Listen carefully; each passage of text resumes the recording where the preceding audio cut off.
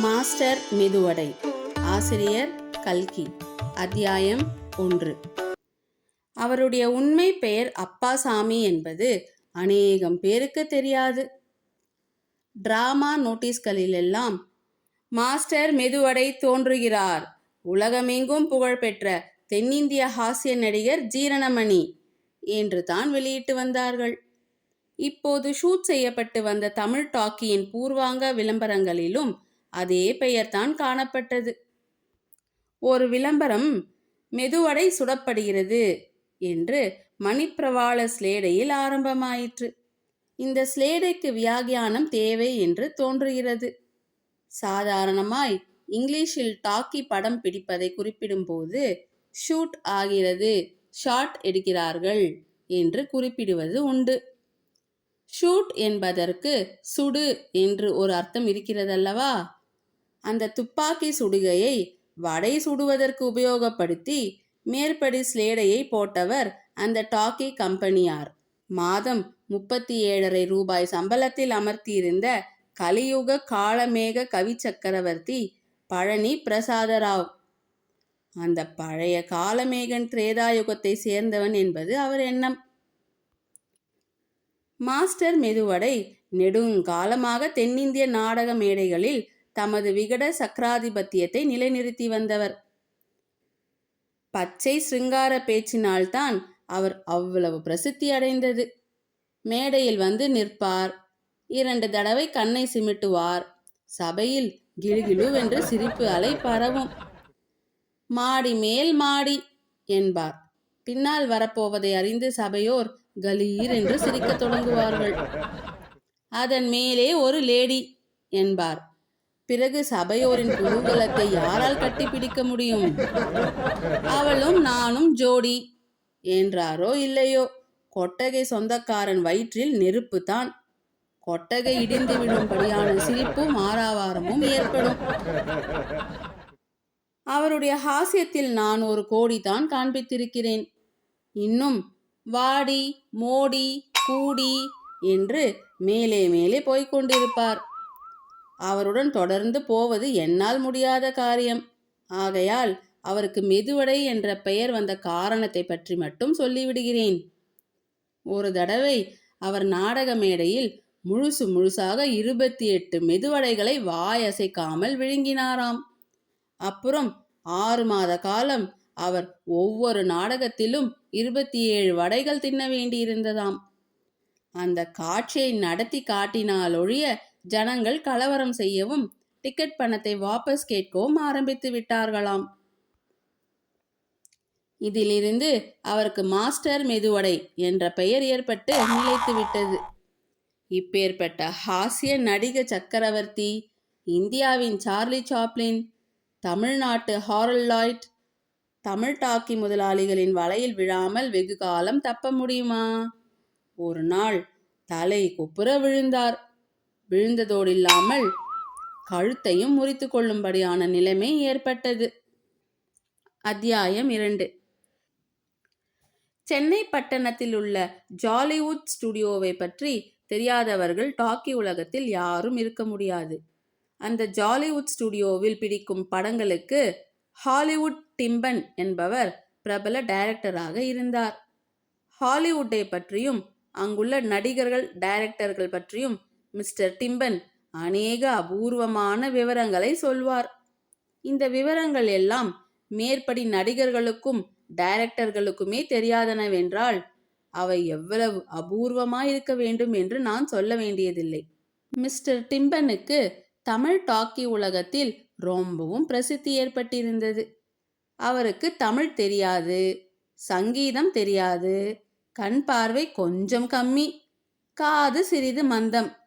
ஆகவே Tamil talkie director ஆவதற்கு வேண்டிய எல்லா அம்சங்களும் அவரிடம் பொருந்தியிருந்தன என்று சொல்ல வேண்டாமல்லவா? அப்பேற்பட்டவரின் மேற்பார்வையில் இப்போது ஜாலிவுட் ஸ்டுடியோவில் 2 படங்கள் ஷூட் செய்யப்பட்டு வந்தன. அவற்றில் ஒன்று சமூக படம், இன்னொன்று புராண படம். இந்த 2 படங்களிலும் நடிக்கும் பாக்கியம் வாய்ந்த ஒரு நட்சத்திரம் அங்கே பிரகாசித்து கொண்டிருந்தது. அதன் பெயர் மிஸ் டி.கே. ஹம்சா. புராண கதையில் ஹம்சாவுக்கு அருந்ததி வேஷம். சமூக கதையில் தாசி வேஷம். தாசி வேஷத்தில் மிஸ் ஹம்சா நடிக்கும் அதே காட்சியில் அப்பாசாமியும் நடித்தான். சந்தர்ப்பம் என்னவென்பதை நேயர்கள் ஊகித்து அறிந்திருக்கலாம். வேறென்னத்தான் இருக்க போகிறது? ஹம்சாவின் வீட்டுக்கு வழக்கமாக வருகிற கிழ ஜமீன்தார் ஒருவன் இருக்கிறான். அவளுக்கு கள்ளக்காதலன் ஒருவனும் இருக்கிறான். ஒரு சமயம் 2 பேரும் சேர்ந்தார் போல வந்து விடுகிறார்கள். கள்ளக்காதலனை ஒளித்து வைக்க ஹம்சா முயல்கிறாள். முடியவில்லை. இருவரும் சந்திக்கிறார்கள். குஸ்தி போடுகிறார்கள். இவன் ஒரு தடவையும் அவன் ஒரு தடவையுமாக ஹம்சாவின் மேல் விழுகிறார்கள். திரும்ப திரும்ப இந்த ஆபாசந்தானா என்று நீங்கள் நினைக்கக்கூடாது. இதெல்லாம் ஜனங்களுக்கு நீதி கற்பிக்கத்தானே அன்றி வேறில்லை. தாசிகளை நம்பக்கூடாது என்பது நீதி. இந்த நீதியை ஜனங்களுடைய மனதில் நன்கு பதிய செய்வதற்காக நடிகர்கள் 3, டைரக்டர் 1, போட்டோ பிடிப்பவர் 1, சில்லறை சிப்பந்திகள் 5 பேர், பட முதலாளிகள் 3 பேர், அவர்களுடைய சிநேகிதர்கள் 15 பேர் ஆக இவ்வளவு பேரும் வெகு பாடுபட்டார்கள். பாமர ஜனங்களிடமிருந்து பணம் வருவதற்கு இந்த காட்சியைத்தான் நம்பியிருந்தார்கள். ஆதலால் அவ்வளவு விசேஷ கவனம் செலுத்தப்பட்டது. இதே காட்சி 5-6 நாள் திருப்பி திருப்பி எடுக்கப்பட்டது. இப்படி இந்த ஷூட்டிங் வளர்த்தப்படுவதை விரும்பாத பிராணி ஒருவன் இருந்தான். அவன்தான் அந்த காட்சியில் கிழ ஜமீன்தாராக நடித்தவன். அவனுக்கு அதில் அவ்வளவு வெறுப்பு ஏற்பட காரணமாக இருந்தவன் அப்பாசாமி தான். அந்த ஹாஸ்ய நடிகனுக்கு அவனுடைய வாழ்நாளில் இதுவரையில் கனவிலும் அறியாத அனுபவம் ஏற்பட்டிருந்தது. அவன் உண்மையிலேயே ஹம்சாவுக்கு தன் உள்ளத்தை பறிகொடுத்து விட்டான். சென்ற 1 மாதமாக அவன் மாறி மாறி சொர்க்கத்திலும் நரகத்திலுமாக வாழ்ந்து வந்தான். ஹம்சா தன்னை பார்த்து புன்னகை புரியும் போதெல்லாம் அவன் 7வது சொர்க்கத்துக்கே போய்விடுவான். அவள் வேறு யாரையாவது பார்த்து புன்னகை புரியும் போது கொதிக்கும் எண்ணெயில் போட்டது போல துடிதுடித்தான். கடைசி காதல் காட்சியின் ஷூட்டிங் நடக்கும் போது முதலில் அவனுக்கு இன்பக் கடலில் மிதப்பது போல் இருந்தது. பிறகு வர வர சுற்றி நின்று பார்ப்பவர்கள் மேல் கோபமாய் வந்தது. இந்த சனியன்கள் எல்லாம் ஏன் இங்கே சுற்றி நிற்கின்றன என்று எண்ணி கொதித்தான். தன்னுடைய கோபத்தை எல்லாம் பாவம் அந்த கிழ ஜமீன்தார் வேஷம் போட்டவன் மேல் காட்டினான். அவன் மேல் விழுந்த அடி உதைகள் எல்லாம் வெறும் போலியாயிராமல் நிஜமான அடி உதைகளாகவே விழுந்தன. இந்த காட்சி வளர்த்தப்படுவதை அவன் விரும்பாததில் ஆச்சரியமில்லை அல்லவா? இன்றோடு முடியாவிட்டால் நாளைய தினம் நான் நிச்சயமாய் வரமாட்டேன், ஓடியே போய்விடுவேன் என்று அந்த ஜமீன்தார் வேஷக்காரன் அன்று காலையே டைரக்டரிடம் சொல்லியிருந்தான். ஷூட்டிங் முடிந்ததும் தீர்ந்ததா இல்லையா என்று கேட்டான். டன் என்றார் டைரக்டர் டிம்பன். ஜமீன்தார் வேஷக்காரன் அப்பாசாமியை பார்த்து, ஒரு நாள் உன் முதுகு தோலை உரிக்கிறேனா இல்லையா பார் என்று சொல்லிவிட்டு விரைவாக நகர்ந்தான். அப்பாசாமி தூ என்று காரி துப்பினான். அத்தியாயம் 3. மாஸ்டர் மெதுவடை சொப்பன லோகத்திலிருந்து பூமியில் இறங்கினான். டன். எல்லாம் முடிந்தது. மிஸ் ஹம்சா நாளை முதல் அருந்ததியாகி விடுகிறாள். அவள் அருகில் இனிமேல் நெருங்க முடியாது. ஸ்டுடியோவுக்குள் இது விஷயமாக வெகு கண்டிப்பான சட்டம் இருந்தது. காட்சிகள் நடிக்கப்படுகையில் தவிர மற்ற வேளைகளில் ஸ்திரீ புருஷர்கள் நெருங்கி பேசக்கூடாது. இத்தகைய சட்டம் இருந்தால்தான் அந்தந்த நட்சத்திரங்களுக்குரிய முதலாளி செட்டியார்கள் அவர்கள் டாக்கில் நடிப்பதற்கு சம்மதிப்பார்கள். 1 மாதத்திற்கு முன்னால் ஸ்டுடியோவில் ஒரு சம்பவம் நடந்தது. ராமனும் சூர்பனகையும் கேமராவுக்கு முன் ஒரு தினசாக காதல் சீனை நடித்த பிறகு தூண் மறைவில் அதை மாற்றி நடித்து பிராக்டிஸ் செய்து கொண்டார்கள். அதாவது ராமபிரான் சூர்பனகை மேல் காதல் செய்ய தொடங்கவே அவள் சீ போ என்று புறக்கணித்தாள். இந்த தூண் மறைவு காட்சியை வேறு சிலர் பார்த்துவிடவே அவர்கள் 2 பேருக்கும் தலைக்கு 50 ரூபாய் அபராதம் விதித்து நோட்டீஸ் போர்டிலும் போட்டுவிட்டார்கள். அப்பாசாமிக்கு இது தெரிந்தது தான். ஸ்டுடியோவுக்கு வெளியில் ஹம்சாவை சந்திக்கலாம் என்றாலோ அதற்கும் ஒரு இடையூறு இருந்தது. மிஸ் ஹம்சா மற்ற நடிகைகளைப் போல ஸ்டுடியோவிலேயே ஏற்படுத்தப்பட்டிருக்கும் ஜாகையில் வசிப்பவள் அல்ல. தினம் வேலை முடிந்ததும் அவள் தன் வீட்டுக்கு போய்விடுவாள். அவளுடைய புருஷனை பற்றி சிலர் ஒரு விதமாய் சொன்னார்கள். ஆனால் எல்லோரும் புருஷன் ஒருவன் இருக்கிறான் என்பதை ஒப்புக்கொண்டார்கள். அவன் எப்படிப்பட்டவனோ என்னவோ. மேலும் அவளை அப்படி பின்தொடர்வதற்கும் அவள் சம்மதிக்க வேண்டாமா? அவளுடைய மனோபாவத்தையோ சிறிதும் கண்டறிய முடியவில்லை. சில சமயம் அப்பாசாமியுடன் காதல் காட்சியில் நடிக்கும் பொழுது இது நடிப்பன்று, உண்மை காதல் என்றே தோன்றும். அவள் ஒரு மோகன சிரிப்பு சிரித்து கொண்டு இவனுடைய கன்னங்களை பரிகாசமாக கிள்ளும்போது, ஒரு நாளும் இது பொய்க்காதலாக வேஷக்காதலாக இருக்க முடியாது என்று நமது விதூஷக சக்கரவர்த்தி நினைத்ததுண்டு. ஆனால் அந்த கிழ ஜமீன்தாருடன் அவள் காதல் செய்யும் போதும் அவ்வளவு உண்மையாகத்தானே தோன்றுகிறது. அப்பாசாமி ஷூட்டிங் நடந்த இடத்திலிருந்து வேஷத்தை கலைக்கும் இடத்துக்கு மிக்க மனச்சோர்வுடன் போய்கொண்டிருந்தான். வழியில் ராமர், லக்ஷ்மணர், விசுவாமித்திரர், ஜனகர், சீதை முதலியவர்களை அவன் பார்த்தான்.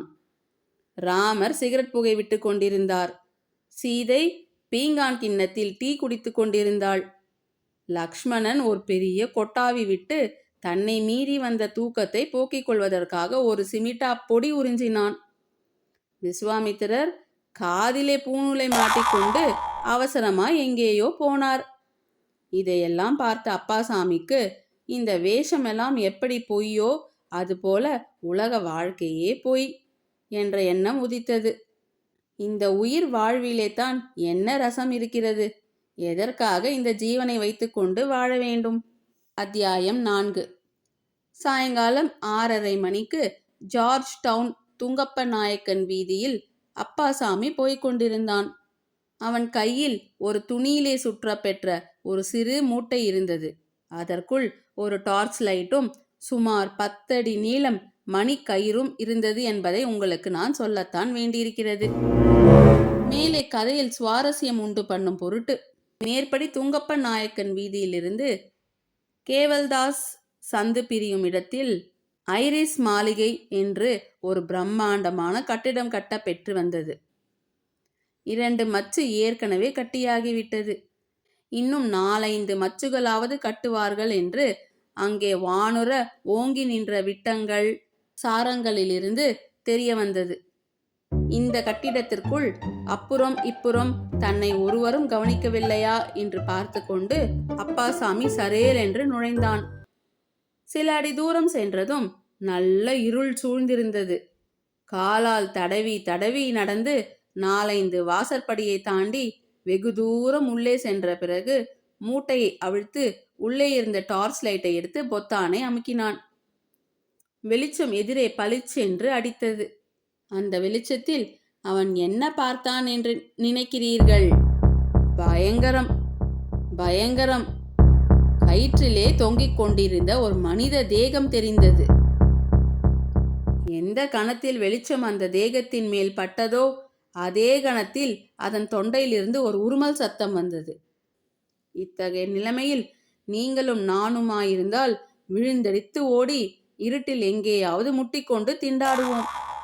ஆனால் அப்பாசாமி சாமானிய மனிதன் அல்ல. நாடக மேடையில் இது மாதிரி சந்தர்ப்பங்களை எத்தனை முறை பார்த்திருப்பவன். அவன் ஒரு நொடியில் சட்டை பையில் இருந்த கத்தியை எடுத்து திறந்து கொண்டு அந்த மனிதன் உபயோகித்த அதே ஏணியில் ஏறி சட்டென்று கயிற்றை அறுத்து எறிந்தான்.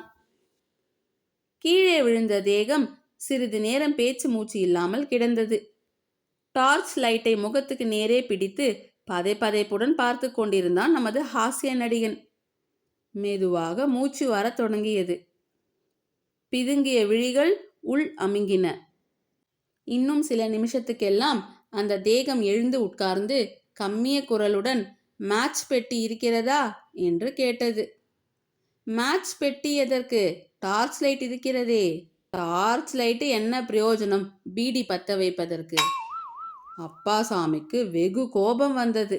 அடே முட்டாள், இத்தனை பெரிய காரியம் செய்துவிட்டு சாவதானமாய் பீடி பத்த வைக்க வேண்டும் என்கிறாயே, என்ன துணிச்சல் உனக்கு என்றான். அதற்காக என்ன பண்ண வேண்டும் என்கிறாய்? என்ன பண்ணுகிறதா? என் காலிலே விழுந்து கெஞ்சு, மன்னிப்பு கேட்டுக்கொள். இல்லாவிடில் போலீஸ்காரனிடம் ஒப்புவித்து விடுவேன். அப்படியா? உன் சமாசாரம் என்ன? நீ எதற்காக இங்கே வந்தாய்? கையிலே வைத்திருக்கும் கயிறு எதற்காகவோ? அப்பாசாமிக்கு சிரிப்பு வந்தது.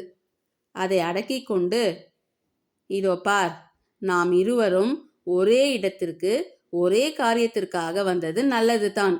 நீ எதற்காக இந்த காரியம் செய்ய துணிந்தாய் என்று சொல்லு. அது சரியான காரியமாக இருந்தால் இந்த புது கயிற்றை உனக்கே கொடுத்து விடுகிறேன். நான் வேறு கயிறு வாங்கிக் கொள்கிறேன் என்றான். அதெல்லாம் முடியாது. என்ன முடியாது? இன்னொரு தடவை நான் தூக்கு போட்டுக் கொள்வது முடியாத காரியம். நீ போட்டுவிட்டு போவதாயிருந்தால் சொல்கிறேன். அந்த பாவத்தை நான் சுமக்க வேண்டுமா? சரி, சொல்லித் தொலை.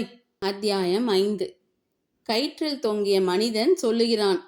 5 வருஷத்துக்கு முன்னால் வரையில் நான் சந்தோஷமாயிருந்தேன். வன்னிய தேனாம்பேட்டையில் எனக்கு சொந்த வீடு இருக்கிறது. மவுண்ட் ரோடில் பழக்கடை வைத்திருந்தேன். மாதம் 30-40 ரூபாய் வரும். வீட்டில் ஒரு பாதியை வாடகைக்கு விட்டிருந்ததிலும் 10 ரூபாய் வந்தது. கவலை கஷ்டம் இன்னதென்றே தெரியாமல் குஷியாக இருந்தேன். ஒரு நாள் இரவு நான் கடையை மூடிக்கொண்டு வீடு நோக்கி போனபோது எங்கள் வீதி மூலையில் ஒரு இளம்பெண் நின்று அழுது கொண்டிருந்தாள். அவளிடம் நெருங்கி, ஏனம்மா அழுகிறாய் என்று கேட்டேன். அவள் தானும் இன்னும் 4-5 ஸ்திரீகளும் ஒரு தனி வீட்டில் குடியிருந்ததாகவும் போலீஸ்காரர்கள் எல்லோரையும் அன்று விரட்டிவிட்டதாகவும் அந்த ஸ்திரீகளை தனக்கு பிடிக்காதபடியால் அவர்களோடு போகாமல் பின்தங்கியதாகவும் சொன்னாள். பத்திரிகையில் இது சம்பந்தமான சில விவரங்களை நான் படித்திருந்தேன். புதிய போலீஸ் சட்டம் அமுலுக்கு வந்திருப்பதாயும் அதன்படி சென்னை பட்டணத்தில் துன்மார்க்கத்தை தொழிலாக கொண்ட ஸ்திரீகள் எல்லோரும் அந்தந்த விடுதிகளிலிருந்து விரட்டிவிடப்படுவதாகவும் பத்திரிகையில் போட்டிருந்தார்கள். இந்த சட்டத்தினால் எத்தனையோ பெண்கள் அனாதைகளாக தெருவில் நிற்க நேரிடும் என்றும் அவர்களை ஆதரிக்க பண உதவி செய்ய வேண்டும் என்றும் சில புண்ணியவதிகளும் புண்ணியவான்களும் பத்திரிகையில் விண்ணப்பம் செய்திருந்ததையும் படித்திருந்தேன். இதனால் எல்லாம் ஏற்கனவே கலக்கமுற்றிருந்த எனக்கு திக்கற்று தெருவில் நின்ற அந்த பெண்ணை பார்த்ததும் இவளை ஏன் நாம் ஆதரிக்க கூடாது என்று தோன்றிற்று. அதன் பலன்தான் இப்போது என்னை இந்த காரியம் செய்ய தூண்டிற்று. சரி, வீட்டுக்கு அழைத்து போனாய். அப்புறம் என்ன நடந்தது? அப்புறம் என்ன? 2 நாளைக்குள் வீட்டில் குடியிருந்தவர்கள் காலி செய்துவிட்டு போய்விட்டார்கள். பிறகு யாரும் குடி வரவே இல்லை. பழக்கடையும் நஷ்டமாகி வந்தது. தினம் 1 ரூபாய் பழம், ஆரஞ்சும் ஆப்பிளும் அவளே தின்று விடுவாள். வியாபாரத்தில் லாபம் எப்படி வரும்? இருந்த போதிலும் ஒரு மாதிரி சந்தோஷமாய்த்தானே 2-3 வருஷம் வாழ்க்கை நடத்தி வந்தோம். அவள் டாக்கியில் சேரும் வரையில். என்ன, டாக்கியில் சேர்ந்தாளா? ஆமாம், டாக்கியில் சேர்ந்த பிறகு. பெயர் என்ன? அவள் பெயர் என்ன? குப்பம்மாள். நல்ல வேலை, மேலே சொல்லு. டாக்கியில் அவள் சேர்ந்த பிறகு என்னுடைய வாழ்க்கை நரகமாயிற்று. அவளை தினம் நான் ஸ்டுடியோவுக்கு கொண்டு போய் விட வேண்டும். திருப்பி சாயங்காலம் அழைத்து வர வேண்டும். வீட்டில் சமையல் செய்து தயாராய் வைத்திருக்க வேண்டும். வெந்நீர் கூட போட்டு வைக்க வேண்டும்.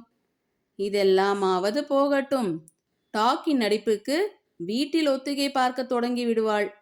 நான் கோபித்து கொண்டால் இடி இடி என்று சிரிப்பாள். இதெல்லாம் இருக்கட்டும். நேற்றைக்கு என்ன செய்தால் தெரியுமா? ஸ்டுடியோவில் ஒரு காட்சியில் தேள்கள் வர வேண்டியிருந்ததாம். இவள் அந்த தேள்களில் ஒன்றை பிடித்து கொண்டு வந்து என் படுக்கையில் வேண்டுமென்றே விட்டுவிட்டாள். நான் உளறி அடித்துக்கொண்டு எழுந்து ஓடியதை பார்த்து சிரிக்கிறாள். அடிப்பாவி என்றான் அப்பாசாமி. அவனுக்கு அந்த மனிதன் மேல் உண்மையாகவே இரக்கம் உண்டாயிற்று.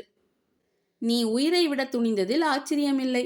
ஆனால் எங்கேயாவது ஓடிப்போய் விடுவது தானே பினாங்கு சிங்கப்பூரை பார்க்க என்றான். பணம் இருந்தால் அப்படி செய்யலாம். என் கையில் தம்படி இல்லை. அவள் சம்பாதிப்பதையெல்லாம் தன் பேரிலேயே பேங்கில் போட்டிருக்கிறாள். பணம் இல்லாமல் எப்படி கப்பல் ஏறுவது? நீ வாக்கு கொடுத்தபடி என்னை மாட்டிவிட்டுத்தான் போக வேண்டும். இருக்கட்டும். ஆனால் நீ எதற்காக வந்தாய்? என் மாதிரி காரணம்தானோ? இல்லவே இல்லை என்று அப்பாசாமி அழுத்தமாய் சொன்னான். அதற்கு நேர் விரோதமான காரணம். ஒரு பெண்ணின் மீது நான் காதல் கொண்டேன். அவளை பிரிந்து என்னால் வாழ முடியாது. அவள் இணங்க மாட்டாள் என்று தான் உயிர் மேல் வெறுப்பு வந்தது. அந்த பெண் யாரோ? அவளும் ஒரு டாக்கி ஸ்டார் தான். ஆனால் அவள் பெயர் என்னவோ? நாம் தான் இருவரும் சாகப் போகிறோமே, சொன்னால் மோசம் என்ன?